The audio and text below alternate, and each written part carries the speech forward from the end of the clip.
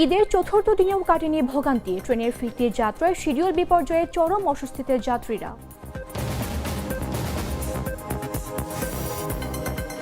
জুলাই গণ অভ্যুত্থানের মূল চেতনা ও আকাঙ্ক্ষাকে ধারণ করে বর্তমান সরকার যাবতীয় পদক্ষেপ গ্রহণ করবে, মন্তব্য স্বরাষ্ট্রমন্ত্রীর।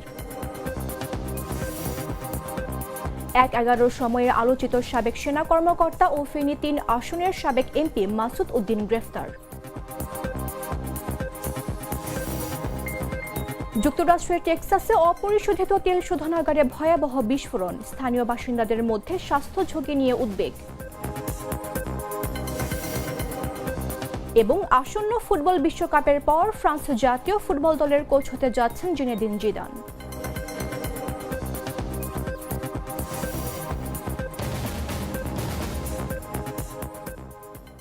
আমন্ত্রণ দুপুর ৩টার নিউজে, আপনাদের সাথে রয়েছে আমি মামদুহা রাইসা।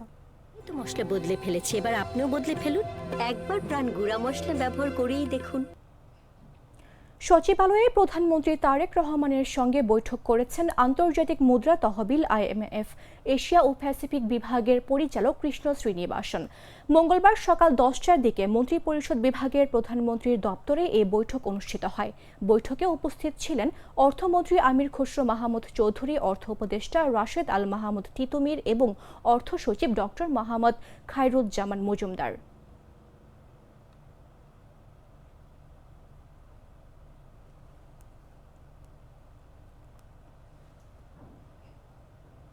ঈদুল ফিতর উদযাপনের চতুর্থ দিন আজ। লম্বা ছুটি শেষ করে এরই মধ্যে বিগত কয়েকদিনের রাজধানীতে ফিরতে শুরু করেছেন কর্মজীবী মানুষ।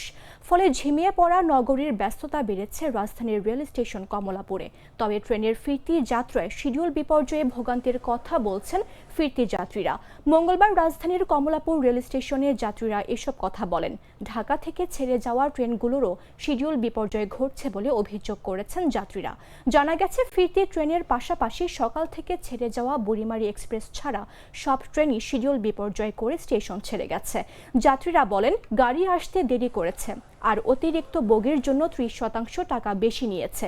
ভিড়ও ছিল, অন্যান্য ভোগান্তি না থাকলেও দেরিটা বিরক্তিকর ছিল।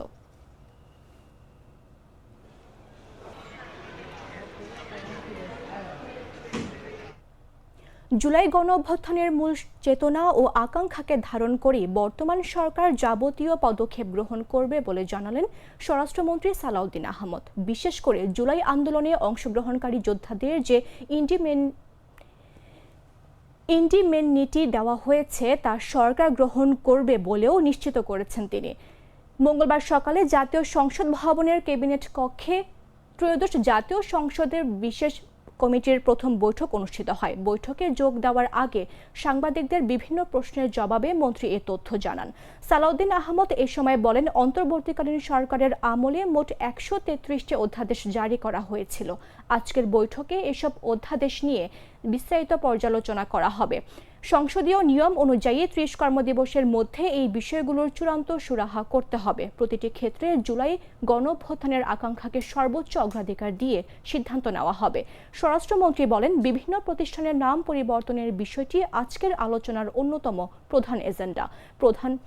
জনগণের দাবির মুখে বিতর্কিত সব নামকরণ পরিবর্তনের বিষয়ে কার্যকর সিদ্ধান্ত নেওয়া হবে।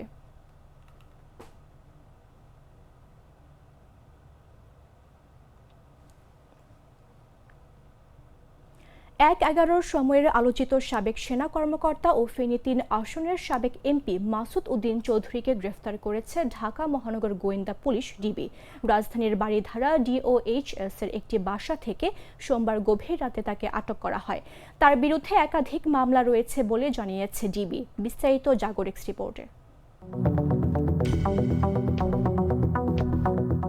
১/১১ সময়ের আলোচিত সাবেক সেনা কর্মকর্তা ও ফেনী ৩ আসনের সাবেক সংসদ সদস্য মাসুদ উদ্দিন চৌধুরীকে গ্রেফতার করেছে ঢাকা মহানগর পুলিশের গোয়েন্দা বিভাগ।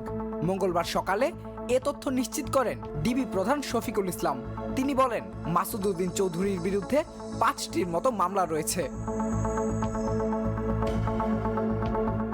জানা গেছে, সোমবার দিবাগত রাতে রাজধানীর বাড়িধারা DOHS এলাকার 2 নম্বর সড়কের একটি বাসা থেকে তাকে গ্রেফতার করে ডিবি কার্যালয়ে নেওয়া হয়। 2007 সালে সেনাবাহিনীর 9ম ডিভিশনের জিওসির দায়িত্বে ছিলেন মাসুদ উদ্দিন চৌধুরী। ১/১১ পট পরিবর্তনে অন্যতম প্রধান ভূমিকায় ছিলেন তিনি। তখন তিনি গুরুতর অপরাধ দমন সংক্রান্ত জাতীয় সমন্বয় কমিটির সমন্বয়ক হন। এই কমিটির অধীনেই দুর্নীতি বিরোধী অভিযান পরিচালিত হয়। পরে পদোন্নতি পেয়ে লেফটেন্যান্ট জেনারেল হন। মাসুদ উদ্দিন চৌধুরী জাতীয় পার্টির মনোনয়নে ২ দফায় ফেনী ৩ আসনের এমপি ছিলেন। ২০১৮ সালে একাদশ জাতীয় সংসদ নির্বাচনে প্রথমে আওয়ামী লীগের মনোনয়ন চেয়ে ফরম কিনে জমা দিয়েছিলেন। পরে তিনি জাতীয় পার্টিতে যোগ দেন। দলটির নীতি নির্ধারণী পর্ষদ সভাপতি মণ্ডলীর সদস্যপদ পান। নিউজ ডেস্ক, জাগো নিউজ। দুধার চকলেটে একাকার হয়ে ওঠা প্রাণ লেয়ার সম্পর্কের মিষ্টি ম্যাজিক। গ্রাহকদের অতিরিক্ত চাহিদার কারণে জ্বালানি তেল সরবরাহের স্বাভাবিক প্রক্রিয়াটা ভেঙে পড়েছে বলে জানালেন বিদ্যুৎ, জ্বালানি ও খনিজ সম্পদ মন্ত্রী ইকবাল হাসান মাহমুদ। জ্বালানি তেলের দাম বাড়ানোর কোনো সিদ্ধান্ত আপাতত নেই বলেও জানিয়েছেন তিনি। মঙ্গলবার সচিবালয়ে নিজ দপ্তরের সাংবাদিকদের সঙ্গে আলাপকালে মন্ত্রী একথা জানান। লাইনে দাঁড়িয়েও কেন মানুষ তেল পাচ্ছে না এ বিষয়ে জানতে চাইলে মন্ত্রী বলেন, সমস্যা হলো সকালবেলা আগে ট্যাঙ্ক লরি ভরে, সারা দিন বিক্রি করার পরও তেল উদ্বৃত্ত থাকতো, কিন্তু এরকম লাইন দিয়ে বিক্রি করার পরে আর উদ্বৃত্ত থাকে না। আর দেশের ডিপোগুলো থেকে তেল ট্রাক দিয়ে ভরতে টাইম লাগে, এজন্য সকালবেলা আর্লি মর্নিংয়ে তেল থাকে না, পরে থাকে বলেও জানান তিনি।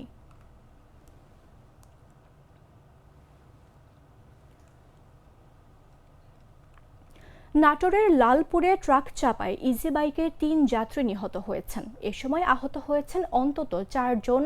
আহত হয়েছেন। মঙ্গলবার সকাল থেকে ৭টার দিকে উপজেলার নবীনগর গ্রামে এই দুর্ঘটনা ঘটে। নিহতরা হলেন জাহিদুল ইসলাম, মনিরুল, বাবুল। তারা ৩ জনই উপজেলার দূরদুরিয়া ইউনিয়নের বাসিন্দা। পুলিশ ও স্থানীয়রা জানায়, সকালে লালপুর থেকে ঈশ্বরদীর উদ্দেশ্যে যাওয়ার সময় একটি ইজিবাইক নবীনগর এলাকায় পৌঁছলে বিপরীত দিক থেকে আসা একটি ট্রাক সেটিকে চাপা দেয়। এতে ঘটনাস্থলেই একজনের মৃত্যু হয় এবং চালকসহ আরও ৬ জন আহত হন।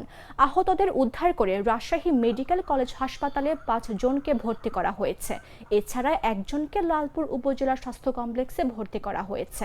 দুর্ঘটনার পর ঘাতক ট্রাকের চালক ও সহকারী পালিয়ে যায়। খবর পেয়ে ফায়ার সার্ভিস ও পুলিশ ঘটনাস্থলে গিয়ে আহতদের উদ্ধার করে হাসপাতালে পাঠায় এবং দুর্ঘটনা কবলিত যানবাহন জব্দ করে থানায় নিয়ে যায়। লালপুর থানার ভারপ্রাপ্ত কর্মকর্তা মুজিবুর রহমান ঘটনার সত্যতা নিশ্চিত করে জানান, নিহতদের মধ্যে একজনের মরদেহ থানায় রাখা হয়েছে এবং এ ঘটনায় পরবর্তী আইনগত ব্যবস্থা প্রক্রিয়াধীন রয়েছে।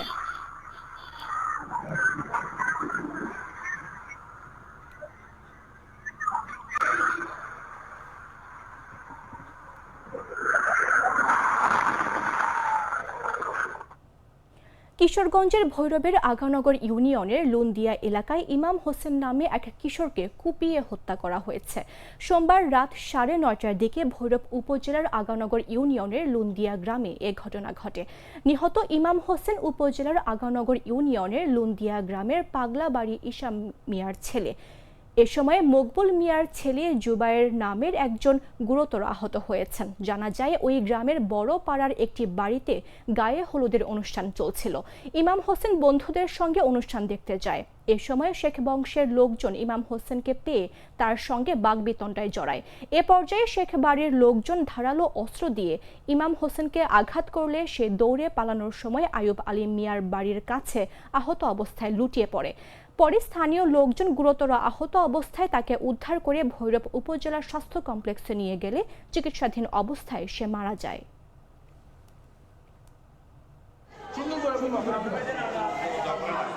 আইসা এই বছর একটা ছেলের লাশ দেখতে পেয়েছি।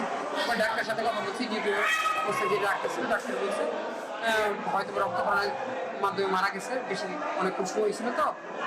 আর ওদের লাশ সুলতাল করা হয়েছে, সুলতাল করার পরে ময়নাতদন্তের জন্য পাঠানো হবে এবং আইনি প্রক্রিয়া চালু হয়েছে এবং ময়নাতদন্তের মাধ্যমে জানা যাবে সঠিক মৃত্যুর কারণ।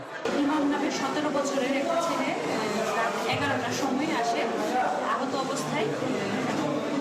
সাথে তার প্রচুর রক্তক্ষরণ হচ্ছিল পেশেন্টের। তো আমাদের কাছে যে অবস্থায় আসে পেশেন্টের হচ্ছে কোনো ব্লাড প্রেশার পালস রেকর্ডেবল ছিল না, নন রেকর্ডেবল ছিল, পিউপিন ডাইলেটেড অবস্থা ছিল। সেই অবস্থায় আমরা যখন পাই রোগীটাকে, আমরা প্রাথমিক যে ম্যানেজমেন্ট আমরা সবটাই আমাদের এখানে করা হয়, স্যালাইন দেওয়া হয় 2 হাতে 2 লিটার। তারপর হচ্ছে পেশেন্টটাকে আমরা উন্নত চিকিৎসার জন্য ঢাকা মেডিকেল কলেজে রেফার করেছিলাম। গ্লিটারের টুইন লেমন ও অ্যান্টিব্যাকটেরিয়াল ফর্মুলা বাসনকে চকচকে জীবাণুমুক্ত করে আমাদের দেয় গ্লিটার গ্যারান্টি। জানাবো আন্তর্জাতিক সংবাদ।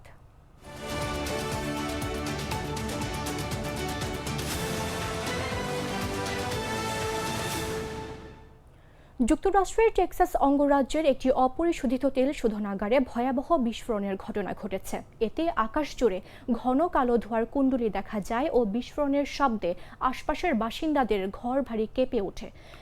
স্থানীয় সময় সোমবার বিকেলে এই বিস্ফোরণের ঘটনা ঘটে। স্থানীয় গণমাধ্যমের খবরে বলা হয়, সোমবার বিকেলে টেক্সাসের পোর্ট আর্থারের ভ্যালেরো এনার্জি কর্পোরেশনের একটি শোধনাগারে বিস্ফোরণ ঘটে। বিস্ফোরণের পর শোধনাগার থেকে ঘন কালো ধোঁয়া ছড়িয়ে পড়ে, যা স্থানীয় বাসিন্দাদের মধ্যে স্বাস্থ্য ঝুঁকি নিয়ে উদ্বেগ সৃষ্টি করে। পরিস্থিতির কারণে শহর কর্তৃপক্ষ পশ্চিমাঞ্চলের বাসিন্দাদের ঘরে থাকার নির্দেশ জারি করে। টেক্সাস উপসাগরীয় উপকূল ও টেক্সাস লুইজিয়ানা সীমান্তের কাছে অবস্থিত ভ্যালেরো শোধনাগারটি প্রায় 770 জন কর্মী কাজ করেন। প্রতিদিন এখানে প্রায় 4,35,000 ব্যারেল পেট্রোল, ডিজেল ও জেট জ্বালানি উৎপাদন করা হয়। তবে এই দুর্ঘটনায় এখন পর্যন্ত কোনো হতাহতের খবর পাওয়া যায়নি।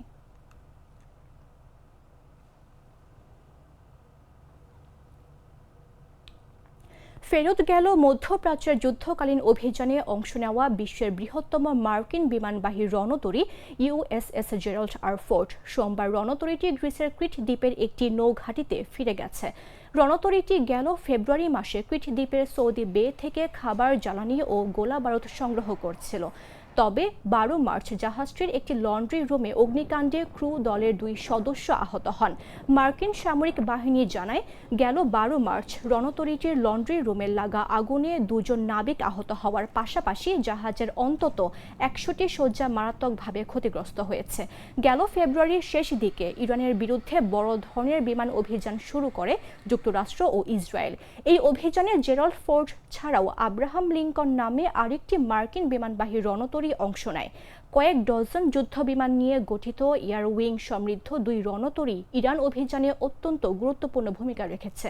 ফলে এখন ফোর্ডকে সরিয়ে নেওয়ার এই অঞ্চলে মার্কিন সামরিক উপস্থিতি একটি বড় ধরনের শূন্যতা তৈরি হবে।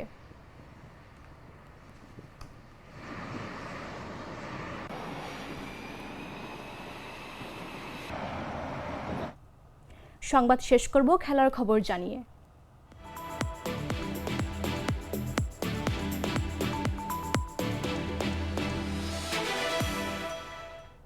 আসন্ন ফিফা ফুটবল বিশ্বকাপের পর ফরাসি ফুটবলের জিনেদিন জিদান দায়িত্ব নিতে যাচ্ছেন ফ্রান্স জাতীয় দলের প্রধান কোচের। সে ব্যাপারে তিনি সম্মত হয়েছেন বলে জানিয়েছেন ইএসপিএন। সোমবার এই তথ্য নিশ্চিত করেছে সংবাদ মাধ্যমটি। 53 বছর বয়সী জিদান মৌখিকভাবে ফ্রান্স ফুটবল ফেডারেশনের সঙ্গে সমঝোতায় পৌঁছেছেন বলে জানা গেছে। আর শেষ পর্যন্ত সেটি সত্য হলেও 2012 সাল থেকে ফ্রান্সের কোচের দায়িত্ব পালন করতে থাকা দিদিয়ের দেশমের স্থলাভিষিক্ত হবেন তিনি। স্প্যানিশ ক্লাব রিয়াল মাদ্রিদের কোচ হিসেবে 2 দফায় দায়িত্ব পালন করা জিদানকে দীর্ঘদিন ধরেই ফ্রান্স দলের ভবিষ্যৎ কোচ হিসেবে দেখা হচ্ছিল। খেলোয়াড়ি জীবনে জিদান ছিলেন বিশ্বসেরা মিডফিল্ডারদের একজন। তিনি 1998 সালে জিতেছেন ব্যালন ডি'র এবং 3 বার ফিফা বর্ষসেরা খেলোয়াড়ের পুরস্কার জিতেছেন। তার নেতৃত্বে ফ্রান্স 1998 সালে বিশ্বকাপ জেতে এবং 2006 সালে রানার্স আপ হন।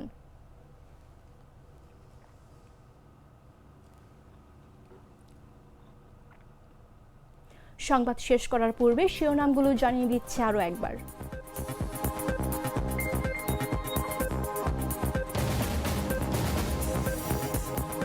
ঈদের চতুর্থ দিনেও কাটেনি ভোগান্তি। ট্রেনের ফিরতি যাত্রায় শিডিউল বিপর্যয়ে চরম অস্বস্তিতে যাত্রীরা।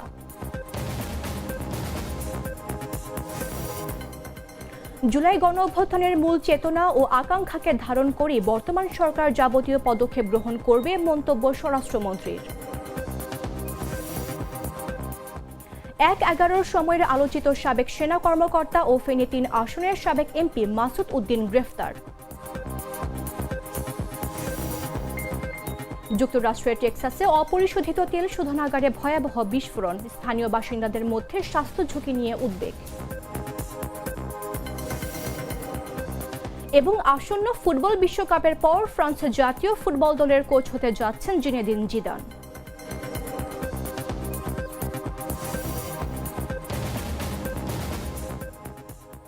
দর্শক, এই ছিল এখনকার মতো। প্রতি মুহূর্তে সর্বশেষ খবর জানতে ভিজিট করুন jagonews24.com।